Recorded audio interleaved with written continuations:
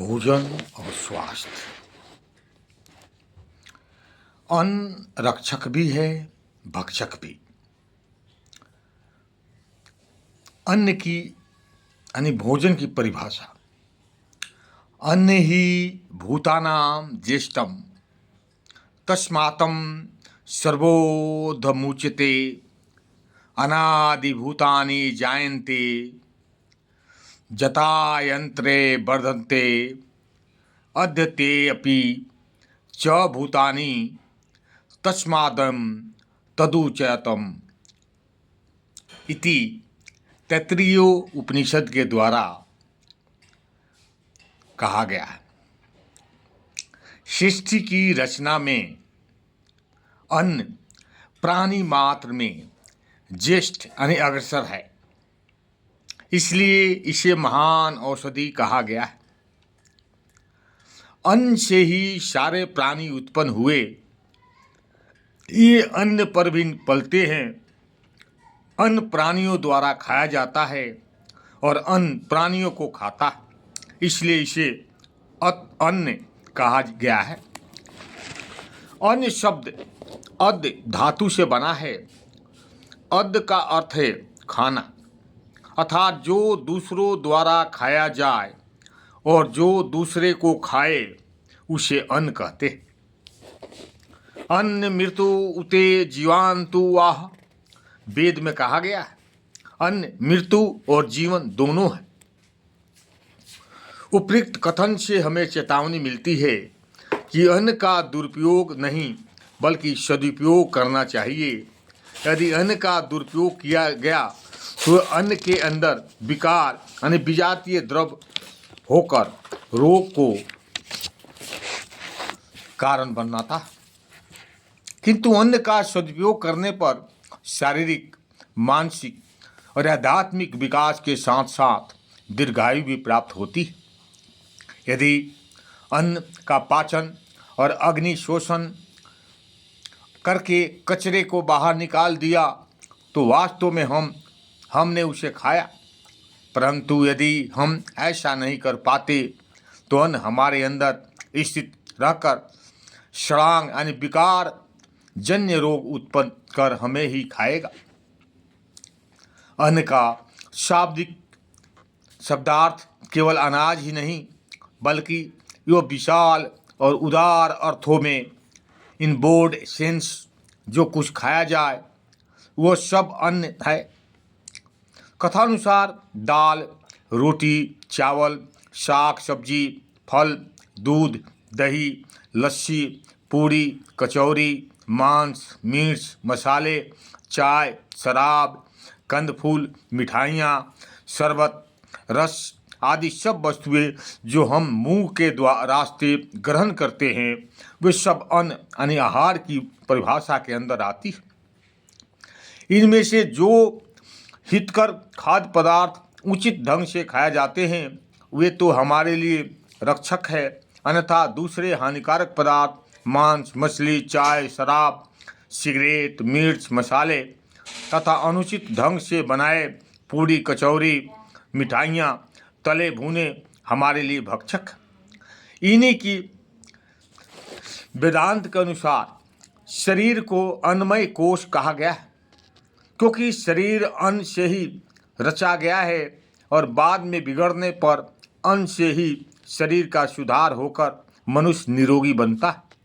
औषधि पिता हिप्पोक्रेटस के अनुसार अन्न को अपनी औषधि और औषधि को अपना अन्न बनाओ।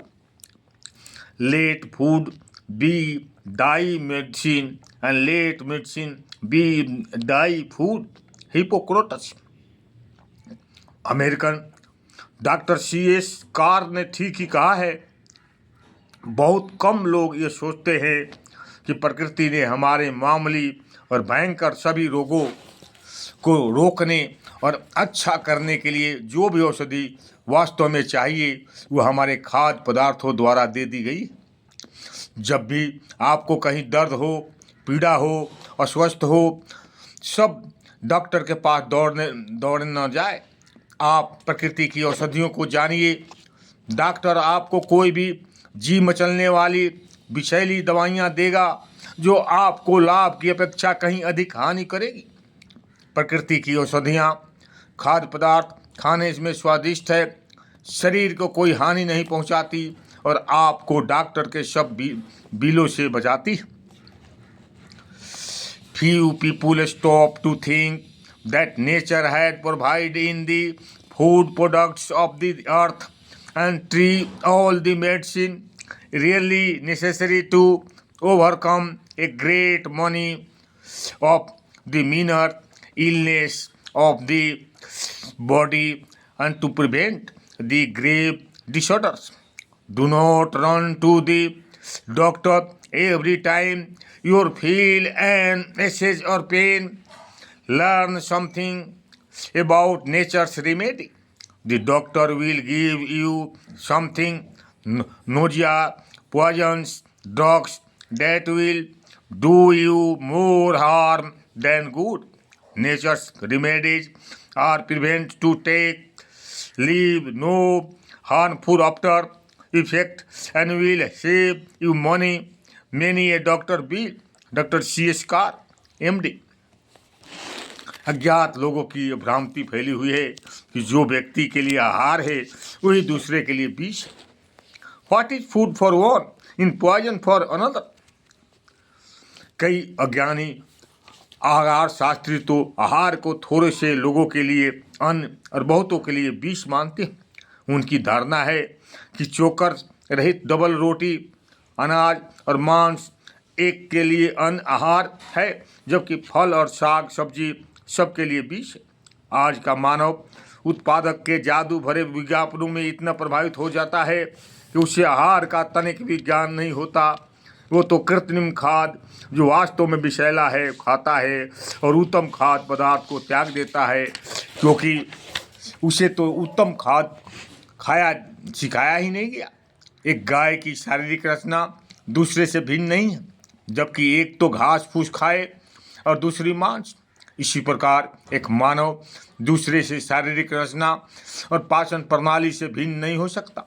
हाँ, वो गाय या शेर से भिन्न हो सकता है। यदि मांस एक शेर का आहार है तो अन्य शेरों का भी वही आहार है। सब प्राणियों की तरह मानव भी प्राकृतिक नियमों के अधीन है। जो प्राकृतिक नियम एक मानव पर लागू होते हैं वही सब मनुष्यों पर लागू होंगे। हाँ, बच्चे और बूढ़े की आवश्यकताएं, स्वस्थ और अस्वस्थ की आवश्यकताएं, गर्म और सर्द देशों की आवश्यकताएं तो भिन्न हो सकती है। ये प्राकृतिक नियमों की भिन्नता के कारण नहीं है, बल्कि परिस्थितियों और अवस्थाओं की भिन्नता के कारण। किसी एक मानव को किसी विशेष अन्न से एलर्जी हो सकती है, परंतु इसे हमें इस बात का ध्यान रखना चाहिए कि एलर्जी तो शरीर विकार है, रोग सूचक है, न कि मानव शरीर रचना से भिन्नता।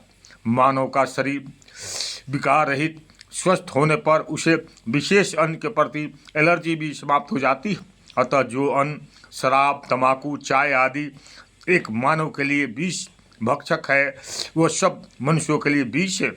और जो अन्न फल, साग, सब्जी आदि सदैव एक मानव के लिए उत्तम है, वही पाचक ठीक होने पर सबके लिए उत्तम है। ओम शांति। अच्छा लगे तो लाइक करें और सब्सक्राइब करें।